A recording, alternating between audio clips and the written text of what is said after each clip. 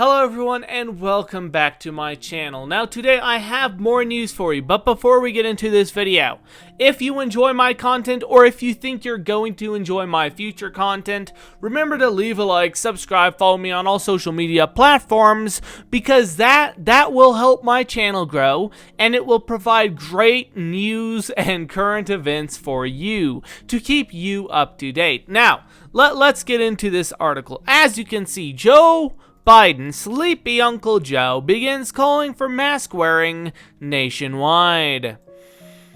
I won't be president until January 20th, but my message today to everyone is this: wear a mask. Now, while the 2020 presidential election does remain contested, Sleepy Uncle Joe will charge ahead and begin phase 1 of his coronavirus pandemic response plan, pursuing a national mask mandate. On Monday, he called all Americans to wear a mask as his presidential transition team rolled out his coronavirus task force. A senior Biden advisor who spoke to NBC News said that in the coming weeks, Biden will begin calling on governors and local state officials to impose mask mandates in anticipation of a spike in COVID cases this winter. If a governor declines, he'll go to the mayors in the state and ask them to lead, the source said. In many states, there is the capacity of mayors to institute mandates. This is hilarious because Biden's been wishy-washy on every single issue, but now that his supposed election seems secured, at least from his view, he is no longer going to be wishy-washy. He is going to do all the things he said he wouldn't do at times, and he said he would do at times.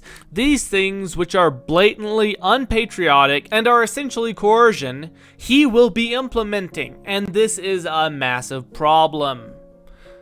Now, as you can see, Utah is the most recent state among 33 state governments to implement requirements for people to wear face coverings while in public. Biden's team also reportedly considering a mask mandate for federal buildings, which the Trump administration has not implemented. Now, speaking Monday after meeting with the 12-member coronavirus task force, Biden asked America to refrain from politicizing masks. The goal of mask wearing is not to make your life less comfortable or take something away from you. It's to give something back to all of us, a normal life, he said. Now here's the massive flaw in that argument. The goal of mask wearing may not be to take something away from people, but if it is mandatory, it is coercion, and coercion is taking freedom away from people.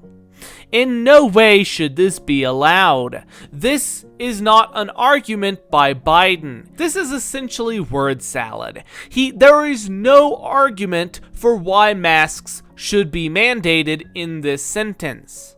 The goal of mask wearing is not to take something away from you, but it is going to take something away from you. That's not the point. It doesn't matter what your goal is. My goal cannot be something bad, but if something bad happens while I am pursuing my goal, that is my fault and my responsibility. It's still my fault.